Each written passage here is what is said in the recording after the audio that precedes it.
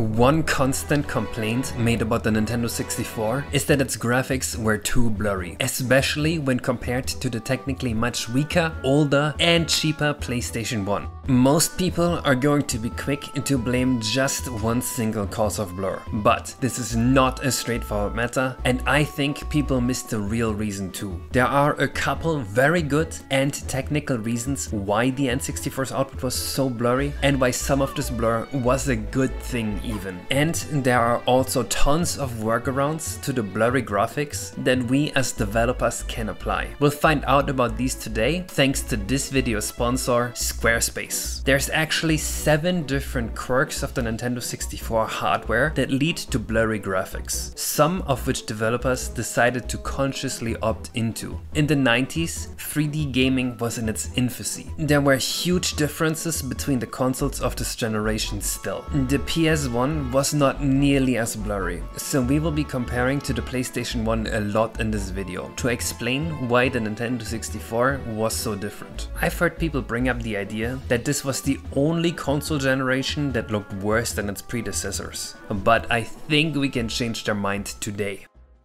The first thing you may be tempted to point out as the culprit for blur is the fact that the Nintendo 64's textures were low resolution due to its limited texture memory. At just 4 kilobytes, the highest square resolution texture the console can handle is a 16-step grayscale 90x90 texture, or much more useful, a 64x64 texture with a 16 color palette. And while on the surface this seems like a big source of blur, calling this the root cause of blur is misguided in my opinion. Compared to the PlayStation 1, which had only 2 kilobytes, half of the Nintendo 64's texture resolution, which had not nearly as blurry graphics. Truthfully, the texture resolution can only become a source of blur if 1 pixel of texture is spanned across multiple pixels of screen output. Smaller triangle pixels than screen pixels can easily be achieved by simply scaling down the texture coordinates. This looks very blurry, right? Now look at this. You can no longer see any blur. Of course, textures that small will cause hundreds of repeats and look absolutely atrocious for that reason, but not blurry. While this may seem like a stupid and pedantic point at first, this principle can actually be used very nicely due to a special feature on the Nintendo 64 hardware. The N64 supports rendering using 2 textures as inputs at the same time, so you can simply scale one texture small to maintain sharpness and combine it with a big shape texture to both get non-blurry textures as well as the ability to hide the repetitions a little better. This was not used in Mario 64 at all, but it was used in pretty much all the later Nintendo 64 games, easily visible on the floors in Conker's Bad Fur Day right here. Therefore, I think it is fair to say that the texture memory is not the plague that caused the blur. A much lesser known cause of blur on the Nintendo 64 is the hardware de-dithering. The Nintendo 64's hardware usually automatically de-dithers the image as it renders, and this causes quite a bit of blur. To understand de-dithering, you must first understand dithering.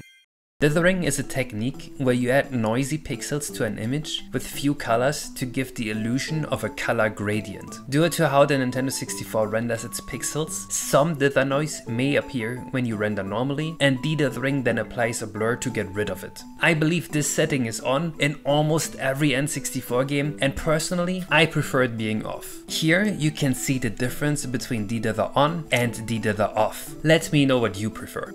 I can see an argument for either version, so in my game I simply have an option to turn it on or off at will. If you prefer it being off, which by the way seems to be a very common sentiment, you are in luck. Surprisingly, getting the sharper image by turning off de-dithering gains you a significant amount of performance. In this scene here, the difference is around 15% of frame time, which is absolutely a huge deal. Another controversial feature is trilinear filtering. I've heard both the sentiment that people prefer it on as well as off. Trilinear filtering is the difference between a texture that looks smooth like this or crisp like this. While it being off creates a much sharper texture, it is also much easier to see each individual pixel. This is called point filtering. Bilinear filtering being on or off makes no performance difference because this is implemented in hardware entirely. The Nintendo 64 devs have actually used this trilinear feature in some really smart ways. Famously, the staircase in Ocarina of Time here uses it to smoothen the edge. This is only really possible due to the Nintendo 64's filtering. As you can see, some emulators implemented it wrong and the staircase doesn't look nearly as good. Combining both point filtering with the previous multi-texture technique doesn't look that great either, unfortunately. The distinct pixels make it look very pixelated even at high detail levels.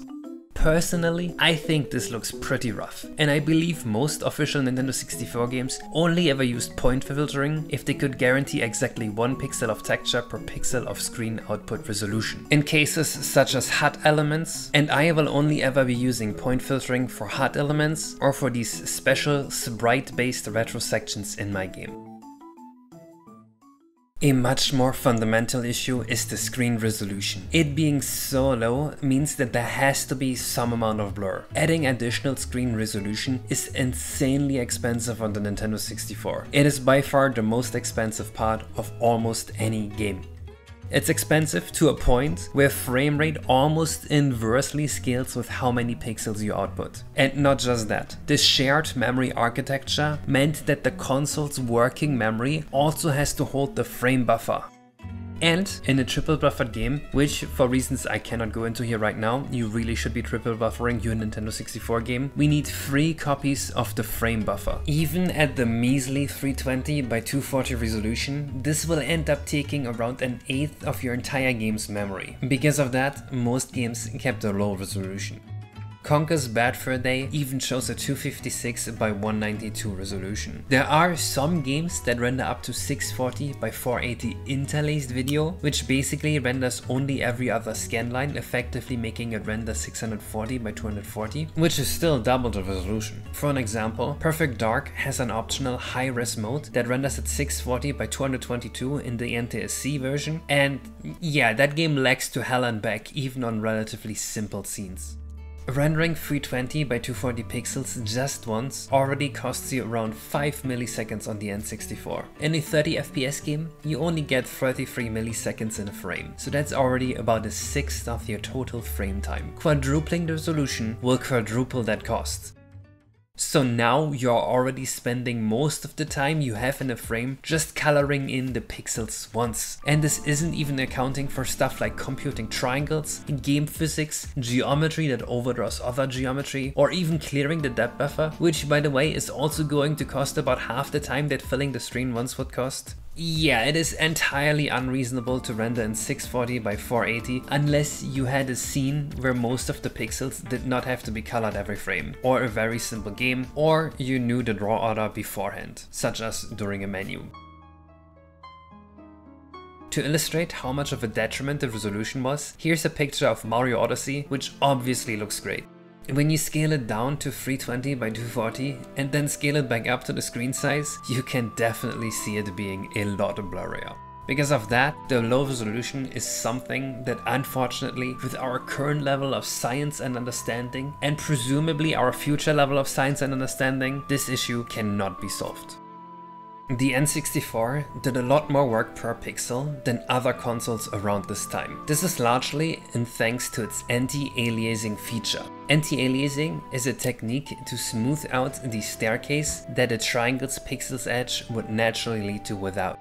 I've said before in this video that pixel drawing is the most expensive part of the Nintendo 64, so it should come to no surprise that anti-aliasing is an extremely expensive feature. What is surprising though is that opinions on this feature being on or off seem split right down the middle, which is why, again, I've made this one an option in my game.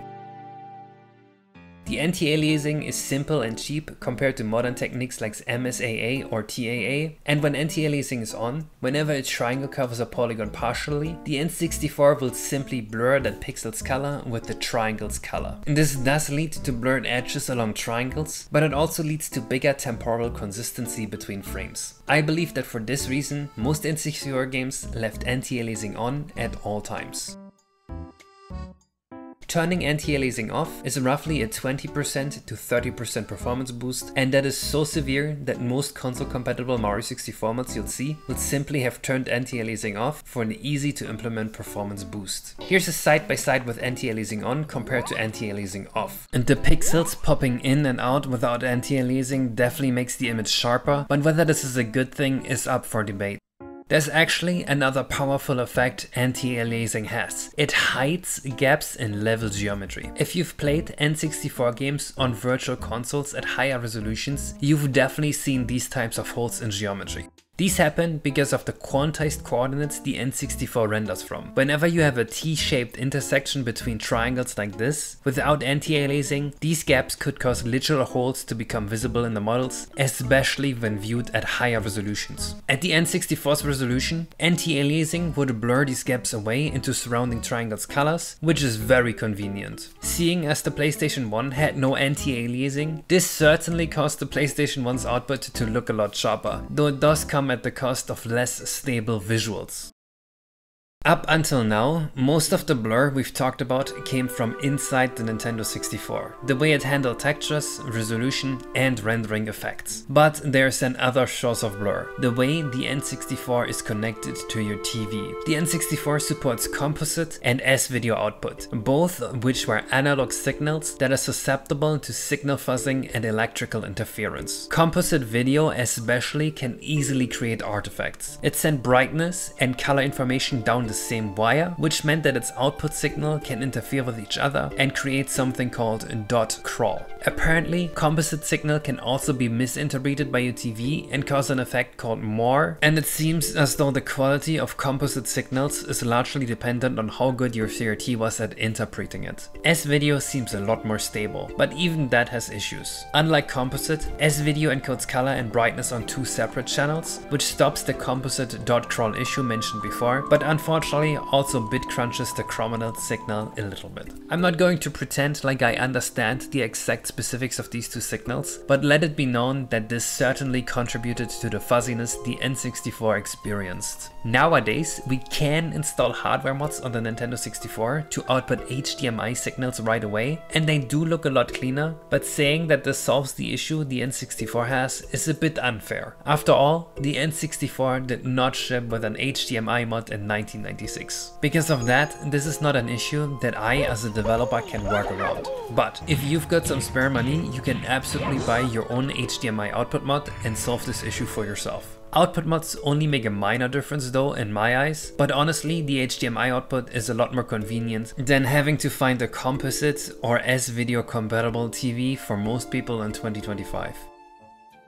The last reason, and this is probably by far the biggest reason when you consider how the PS1 had much less of an issue, is the maximum cartridge size. Sounds nonsensical at first, but let me explain. Larger cartridges allow you to store more textures. And as discussed before, when we scale our UVs up, we can also hide some of the blurring. Well, we could also subdivide our geometry a lot and load multiple small textures. But Mario 64, for example, was only 8 megabytes in size. At 4 kilobytes per texture, this would mean we could only store 2048 textures with no other assets in the game. Of course, there is compression techniques to shrink this down a lot, and later games had larger storages, but the point still stands. This technique of subdividing geometry to tile together multiple textures is used a ton across Banjo-Kazooie and Donkey Kong 64, but usually only with a couple tiles at a time. Too many would definitely blow up our ROM or our working memory. I'm using this technique a couple times as well, for example for these fake advertisements placed in some of my worlds, or for these more detailed rocky walls. Of course, this is fairly expensive, because it requires many more triangles and much larger texture data. On PlayStation 1, they were able to recklessly take advantage of this, to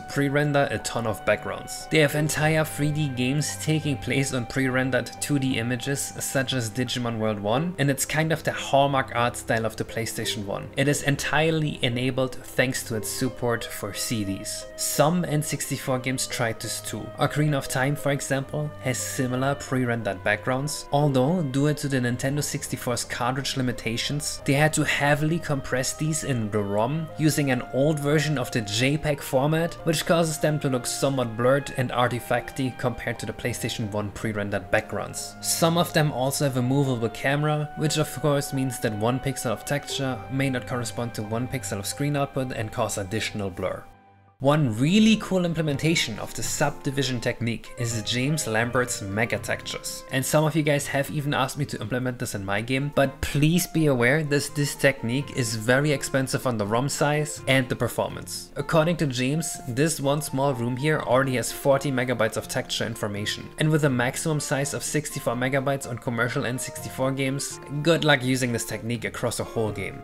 Although I do have to say, this is an insanely cool technique, and I could see a more slow-paced game or a game that takes enough camera control away from you working amazingly with something like this. That's actually one really cool thing about the N64. You kind of had to design your games around your limitations rather than you just doing whatever comes to mind. And finally, you may be wondering what it would look like if you removed every one of these sources of blur. First, here's the scene with every type of blur enabled and with simple materials like you'd find them in Super Mario 64. And here is an equivalent scene with every type of blur disabled. The output scaled up to roughly 640 by 480 and all the high resolution texture techniques applied. Recorded from an emulator because on N64 this resolution would be too low FPS. The pixels are sharp, but I think we can get some nicer visuals by being a little more selective with the effects we apply. Here is a more reasonable maximum graphics, ignore the performance scene of what the N64 could at most look like, and I've got to say, that looks a lot better than maximum unblur to me.